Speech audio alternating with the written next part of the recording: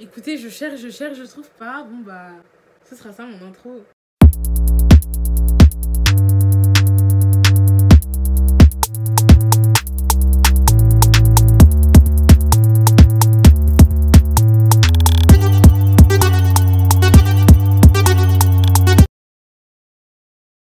Hey what's up guys, j'espère que vous allez bien. En ce moment c'est la chanson de tous les jours.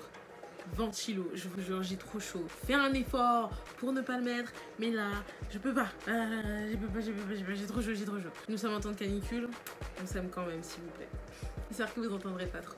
Aujourd'hui, je vous retrouve pour vous parler du film Mignonne, qui est un film que j'ai vu en avant-première le 5 août, que j'ai eu la chance de voir avec la présence d'ailleurs de la réalisatrice Maïmouna Doucouré et de des actrices principales. Je l'ai vu il y a un moment déjà, mais j'ai écrit la vidéo tout à l'heure en fait, pour me rafraîchir les idées et tout, donc bref, tout ça pour dire ça, quasi t'es longue. Ouais, écoutez, let's go, je vais arrêter la parlotte parce que c'est un peu relou.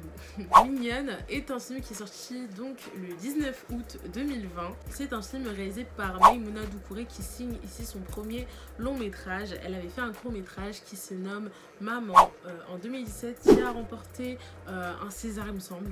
Je sais plus si c'était bêtise, j'ai oublié de le noter, mais bref, il a eu une récompense. Anyway, donc voilà, donc là, ici elle vient de signer son premier long métrage. Il dure 1h35, c'est un film français de comédie dramatique. Pour le synopsis. Amy, 11 ans, rencontre un groupe de danseuses appelées les Mignonnes. Fascinée, elle s'initie à une danse sensuelle dans l'espoir d'intégrer leur bande et de fuir un bouleversement familial. Dans le film, cette jeune fille, donc Amy, qui est tiraillée entre deux cultures et qui se cherche un peu dans toute cette période préadolescente. Pour le mariage de ton père, regarde comme elle te va. Tu es une femme maintenant. Premièrement, c'est la première fois qu'un film français aborde le sujet de cette manière. Je pense parce que je n'ai jamais vu de film français comme ça. L'hypersexualisation a déjà été abordée dans d'autres films français, j'en doute pas. Par contre, de cette manière, avec une protagoniste principale noire où sa culture va entrer en jeu dans tout ce monde-là dans lequel elle va être emmenée. Donc sa provenance aura une importance cassante dans le processus du film. Je pense que c'est bel et bien la première fois. Ok, donc là j'ai un bouton. Mais le bouton ressort grave, genre. De toute façon, on s'aime comme on est, wesh. Donc, du coup, j'ai trouvé que c'était plutôt sympa de voir ça. C'était la première fois et moi, j'aime trop voir de nouveaux concepts tout le temps au cinéma, donc c'était cool. Encore une fois, ici, ça va mettre en lumière une enfant, une préadolescente. Et entre ces deux cultures, on aura tout ce truc-là du passage de l'enfance à la préadolescence. Et en fait, ce film va très bien montrer l'impact fort des injonctions de l'hypersexualisation aux jeunes enfants de nos jours en fait, limite imposée par notre société, voilà, imposée dans un sens aussi conscient et inconscient parce qu'il y a des choses, elles sont tellement devenues banalisées qu'en fait on se rend même plus compte que c'est de l'information d'hypersexualisation à flot et limite ça en est devenu complètement normal en fait. Et dans le film par Amy en fait tu vas voir tout ce truc là où on nous demande à nous les femmes de devenir des filles plutôt, de devenir des femmes très tôt. Et du coup par l'hypersexualisation à outrance, mais également dans le cas donc d'Anne, dans son foyer, dans sa culture et ses traditions, où elle va se retrouver tiraillée entre les deux, cette double culture, elle va se chercher et même se perdre à travers le film, ça tu le vois très bien. D'ailleurs c'est un film qui a des scènes choquantes et dérangeantes et qui sont là volontairement, parce que je pense que tu ne peux pas faire un film qui parle d'hypersexualisation, tu vas y arriver, d'hypersexualisation avec des jeunes filles et même tout court, mais là dans le cas vraiment pour appuyer vraiment avec des jeunes filles, où tu montres pas des choses choquantes parce qu'on est là pour sensibiliser, pour bouleverser, pour toucher les gens. Donc ça a été très bien. Ça va vraiment nous mettre mal à l'aise. Moi je sais que j'étais mal à l'aise. Puis t'as des scènes qui sont courtes mais qui durent assez longtemps où c'est vraiment, elles font, ces mignonnes là, elles font des choses qui vont te... Ouais, tu te dis, mais purée, elles sont quand même super jeunes et regarde de quoi elles parlent, regarde ce qu'elles font. Limite, des fois, ça te fait rire, mais c'est triste à la fois parce que tu te dis, ah ouais, merde. Et oui, vraiment c'est un film qui va procurer beaucoup de sentiments et d'émotions. Ça va passer par la joie, par la tristesse, par l'énervement, par quoi je pense encore, on sera contrarié, par la peur aussi, par l'inquiétude. Vraiment tous ces sentiments là, toi en tant que spectateur tu vas les ressentir parce que c'est également ce que notre protagoniste principal va ressentir, parce que vraiment on perçoit les choses de son œil et c'est encore plus fort je trouve. Et voilà, le film revient aussi sur l'influence des réseaux sociaux, l'impact énorme que les réseaux sociaux ont sur la vie des jeunes filles. Je précise bien parce que, encore une fois, là c'est vraiment pour parler du film, mais même pour tout le monde, hein, finalement, hein, quand on y pense bien, c'est vraiment pour tout le monde. Ça va nous montrer aussi la puberté sous toutes ses facettes, ou presque, parce que la puberté est remplie de facettes. Je pense qu'on ne peut pas toutes les définir tellement il y en a. Mais également la crise identitaire qui est montrée. Donc encore une fois, c'est vraiment un film qui vraiment va nous montrer l'adolescence, la préadolescence, l'enfance et comment Amy, elle, le vit. À travers aussi le fait qu'elle soit dans une double culture, qu'elle soit dans une éducation qui est assez ferme. Donc comment on va voir tout ça, quoi. Les réseaux sociaux aussi, c'est très intéressant puisqu'on va avoir de nombreuses scènes vont nous évoquer comment chercher l'approbation et l'amour et l'attention peut monter à la tête et nous pousser à faire des choses, des choix débiles. Comment ce que nous voyons peut nous influencer directement ou indirectement, consciemment ou inconsciemment, encore plus à un jeune âge.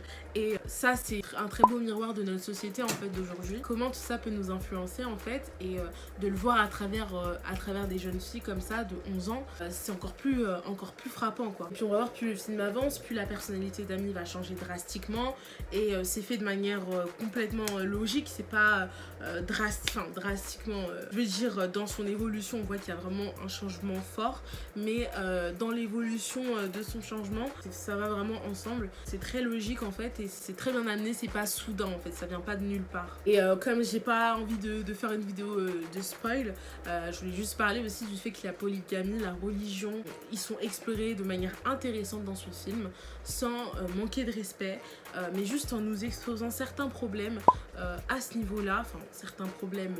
Attention, hein, je dis pas que la polygamie ou la religion sont un problème, ça c'est pas du tout mon propos, mais dans le sens où comment la polygamie peut avoir un impact sur Amy, même elle en tant que jeune fille, et comment la religion aussi peut avoir un impact sur elle, parce que c'est de cette manière-là dont elle a grandi, et qu'il y a certaines choses dans la religion qui sont plus ou moins bien. J'ai un tout petit peu augmenté la luminosité, j'espère que c'est mieux. Je veux dire ça. Au niveau des actrices, elles font très bien leur boulot. Pour une première expérience, vraiment, elles ont fait le taf, vraiment pour une première expérience. Pour leur âge aussi, parce que bon, un acteur acquiert de la compétence au fur et à mesure de ses expériences d'acting, et là franchement c'est pour une première expérience, c'était nickel. Et encore une fois pour leur âge, quoi, parce qu'elles avaient vraiment entre 10 et 11 ans lors du film, lors du tournage.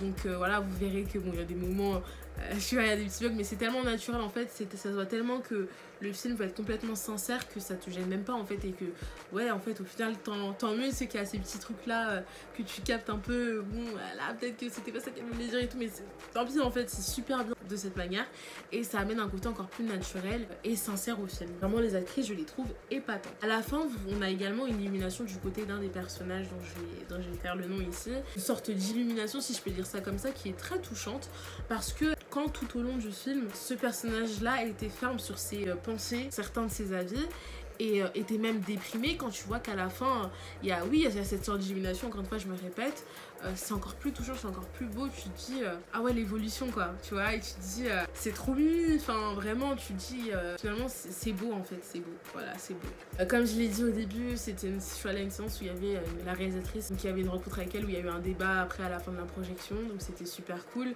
Et elle disait aussi que en fait, où elle dit qu'elle se raconte un peu dans le film en fait, un peu son expérience, et aussi qu'elle parle un peu à sa mère aussi à travers ce film, toutes ces choses là qu'elle n'a pas su lui dire, qu'elle ne lui a pas dit, elle le fait aussi un peu à travers ce film. Donc je trouve aussi que c'est un peu comme une lettre touchante, tu vois, une lettre indirecte, mais regarde, c'est pour toi. Donc je trouve ça très mignon, et donc voilà, je voulais le dire parce que c'est un petit truc qu'elle nous a dit. Elle nous a également parlé de l'inspiration du film, où ça lui est venu. C'était tout simplement parce qu'elle voyait sur les réseaux, par le jeune âge de certaines filles et leur acte à côté qui était vraiment en mode opposé. Tu te dis ah ouais, c'est choquant, genre ah ouais. Ça lui a donné l'idée de ce film également. Vraiment, je pense vraiment au niveau du film, je sais pas si c'est la morale, mais du moins je pense qu'une remise en question est à faire de notre côté, à nous les plus grands, aux parents ou encore aux grands frères et sœurs ou à toutes les personnes tout simplement qui connaissent des personnes très jeunes, des enfants très jeunes qui sont dans ce monde-là des réseaux sociaux, qui y sont initiés, qui ont de la surinformation tout le temps et qui peuvent tomber sur des choses vraiment qui ne sont pas destinées à elles et qui peuvent mener à des dérives très dangereuses pour ces jeunes enfants-là. Il y a une remise en question pour ceux qui ne l'ont pas fait, mais surtout à être plus attentif à ce que les enfants regardent, à faire bien attention à comment bien et mieux protéger en fait les plus jeunes qui aujourd'hui ont la facilité d'accès à énormément de choses, la facilité de tomber, d'être influencés et par la suite de reproduire des choses qui ne sont clairement pas pour eux et qui amènent, comme j'ai dit, à des conséquences désastreuses. Voilà, je pense qu'il y a tout ce côté-là où aussi nous on doit faire gaffe à ce qu'on montre, à ce qu'on permet aux plus jeunes de voir. C'est aussi une belle critique de la société qui, du côté des femmes, nous pousse à devenir des femmes trop vite, que ce soit à l'extérieur ou encore dans nos propres foyers également. Et vraiment, je trouve que ça a été un film très beau, avec un message poignant, des messages poignants même. Il y a une morale qui est à méditer, des messages dans le film qui sont à comprendre. Encore une fois, là, j'ai pas voulu spoiler, donc il y a certaines choses dont je ne veux pas parler. Mais si je dis rouge, sang, c'est que si vous l'avez déjà vu, vous comprendrez sûrement. Mais ça, c'est quelque chose qu'il faut capter à ce niveau-là, ce que je viens de dire là. Donc voilà, non, c'est un film avec une bonne énergie. En plus d'être drôle, il est très touchant, il touche un sujet sensible. Il est montré avec justesse et en tout cas, moi, j'ai beaucoup aimé. C'est un film qui m'est resté en tête longtemps après, même maintenant. Carrément, j'ai envie d'aller le revoir si là j'ai le temps parce que j'avoue que c'est un peu le rush là, à la fin des vacances. En tout cas, j'ai vraiment beaucoup aimé et j'espère voir encore plus de la réalisatrice Maïmouna Doucouré, des actrices et des acteurs aussi, hein, pourquoi pas. En tout cas, c'est un très beau film que moi je vous conseille d'aller voir.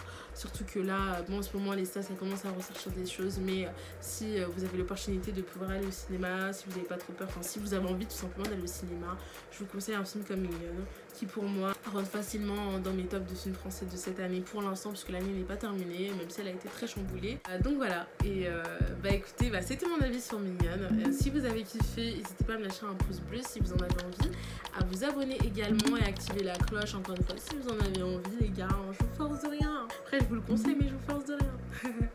Et rejoindre sur mes réseaux sociaux, sur Twitter et Instagram. Franchement n'hésitez pas. Et sinon moi je vous dis à très vite, portez-vous bien, faites attention, comme je dis souvent dans mes vidéos, le Covid est toujours là, donc faites gaffe hein, les gars, je compte sur vous. Et écoutez, je fais de très gros bisous, portez-vous bien, je vous kiffe et on se dit à la prochaine.